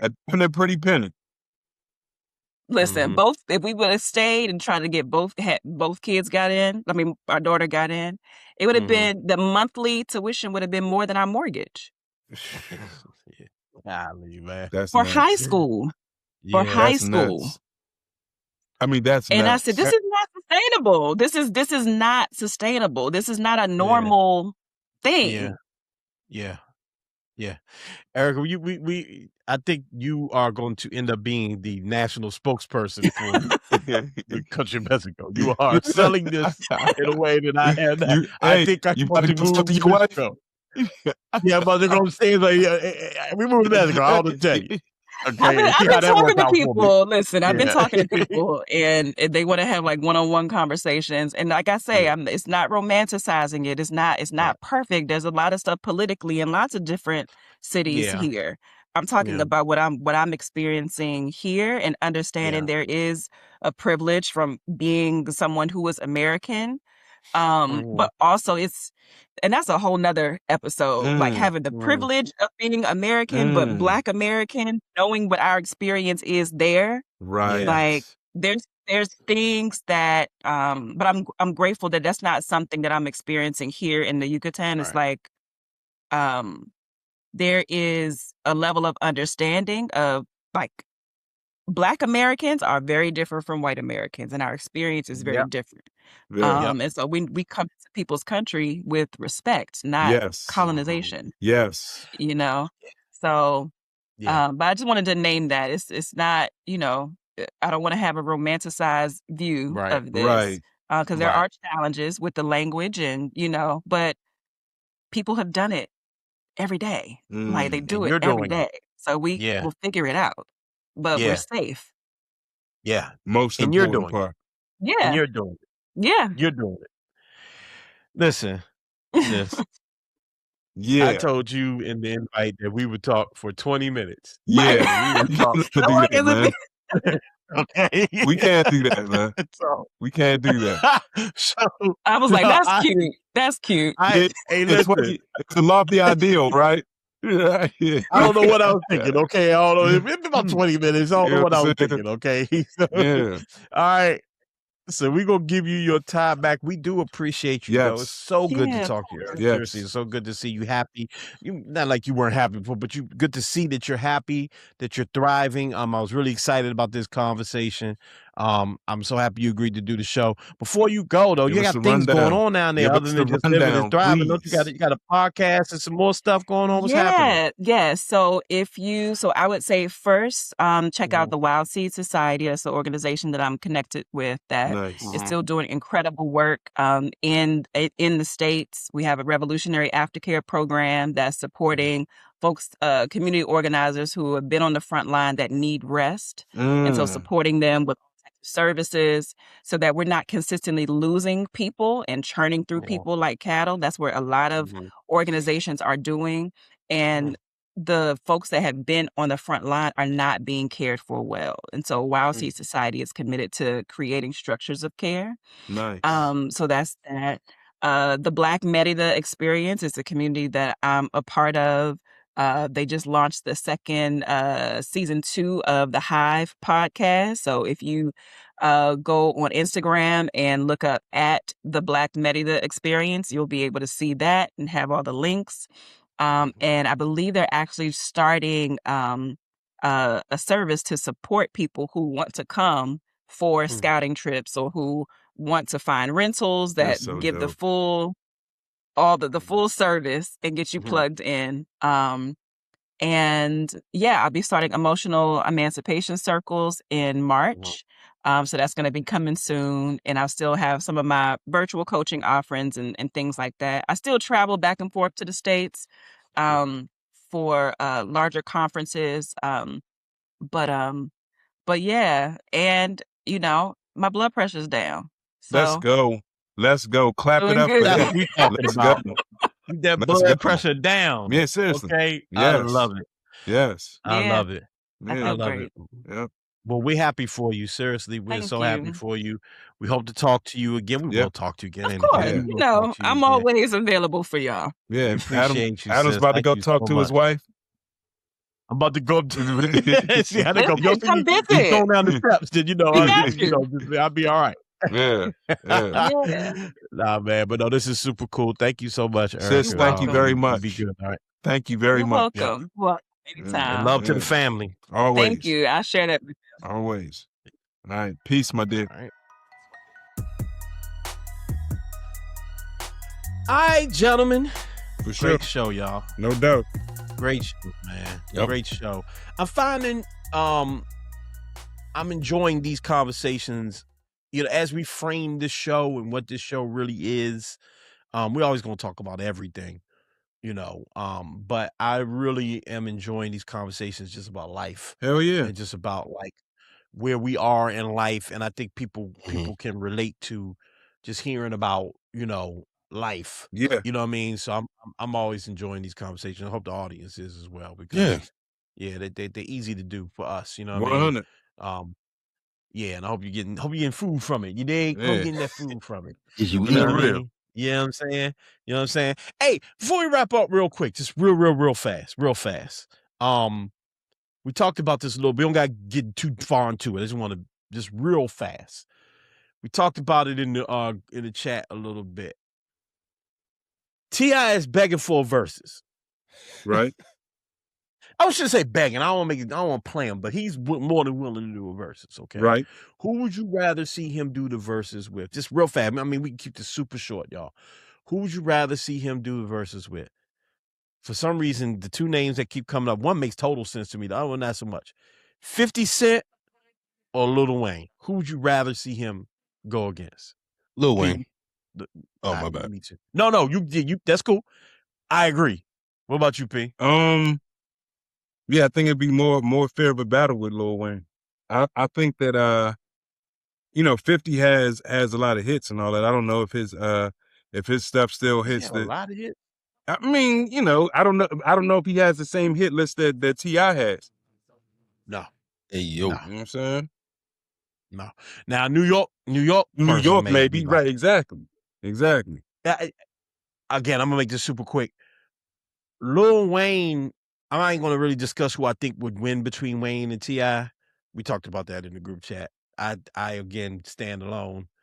But Lil Wayne, like 50 Cent, has this mixtape career that is lauded, right? I was talking to my wife about this last night, and when I mentioned 50 Cent, it was like 50 Cent. She's from here, she spent a lot of time in Atlanta, so there's her view on it. And I was like, yeah, I feel you.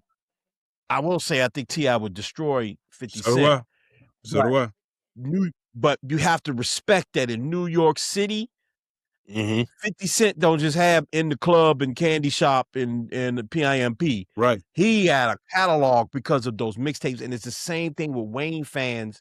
I find that if you ask people to name like 10 like actual Lil Wayne hits, they have a hard time. They start getting into album cuts, which is perfectly fine. But really what they love is those I Can't Feel My Face and all those mixtapes that he did back in the day. So it will be interesting. Again, we don't, I'm curious to see if T.I. gets a versus, and if he does he get one of the two people he's calling out? I think he would smash 50, and I think Wayne would smash him. Hey, yo. Calm down. Golly. In the verses. Doubling down. I'm like, damn. Hey, the show's so different when it's us three. We don't get none of this with Arkansas, okay? When it's us three, we get, hey, yo. That's why I got a no pause rule on this damn show. I think he would beat. See? In the verses. He just keep getting worse. That he would win. How about that? Yo, last word, Smooth, before we move on. Hey, man, I think this conversation is really great. I think that in the near future, a lot of maybe our interpersonal conversations will kind of rally around how individuals see themselves in society, how men see themselves in society, how they see themselves as active and willing participants in this thing, because we need all active and willing participants, men, women, guardians, whatever the case may be. We all need to find our village. We all need to figure out what the definition of village means. And we need to just think about our places, our spaces and places, and how we are going to be most beneficial. And sometimes that means that maybe that parent is more beneficial outside of the household, but they're still giving back as much as they can. And I think this is a very nuanced conversation. And I want to thank y'all for allowing us to kind of, we did this, and we was able to kind of make it kind of go out a little bit, to have a more robust conversation. So I appreciate that. No doubt. Yeah, we're gonna do more of these. I think again, we're gonna do more of these. So just be on the lookout. All right, thanks everybody for tuning in. Appreciate you all. Thank you all so much. This is we rocking, man. We about to be on 30 episodes soon. It's crazy. No doubt. Really, it's like 300 and some odd episodes of the show, but of the new show, 30 episodes. I'm proud of us for that one, man. So appreciate everybody for tuning in. Remember, follow us on Instagram, MSR Tribe on Instagram. Follow us on Facebook, Mindstream Radio. Follow our Patreon, the MSR Tribe. If you're watching us on YouTube, remember to like and subscribe to the channel. Hit that notification bell and comment on the videos. If you listening to us on podcast platforms, what the fuck you laughing at? I was cooking. It's had nothing to do with you, bro. Nothing to do with you at all. Cooking. Nothing to do with I you. was cooking. This man was sent a text. Yeah, that's all it was. Nothing to do with you at all. Anyway, like and subscribe to the channel, hit the notification bell, do all that if you listen to us on podcast platforms. Remember to rate, review the show, and comment on the show. We appreciate you all. Brother Smooth, thank you so much. Great show, my dude. I love y'all, man. I love y'all. You too, my brother. That was love funny, you too, by my the way. brother. I gotta see you. So y'all playing y'all play kid games. You know what I'm saying? Kid games, man. Anyway, we about to wrap this up. Yeah, man. Up out of here. My name is Adam Butler. That's Paul Spam. Black Man Span exiting the building. Remember to be great. Free DC. Elevate us. Always. We're up out of here. Peace. Yeah.